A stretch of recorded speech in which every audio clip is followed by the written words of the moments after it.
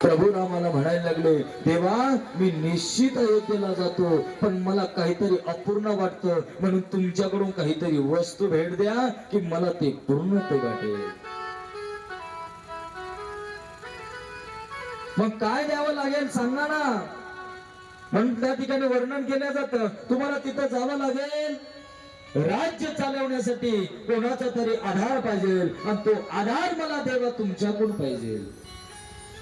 मग आधार पाहिजे. नंतर प्रभू रामाने सांगितलं, भरतजी आता आम्हाला आमच्यातून तर कोणाला येता येणार नाही, मग आधार काय पाहिजे. देवा तुम्हाला येण्याची गरजच नाही, कारण तुम्ही रघुकुलाचं वचन पाळलेलं आहे, रघुकुलाचा असणार शब्द पाळलेला आहे, म्हणून तुम्ही येऊ नका. मग तुम्ही अशा वस्तू द्या, मी सांगत नाही, पण अशा वस्तू द्या की मला त्या ठिकाणी माझ्या हृदयाला स्पर्श झाल्या पाहिजे. म्हणून भगवान परमात्म्याने आपल्या पायातल्या दोन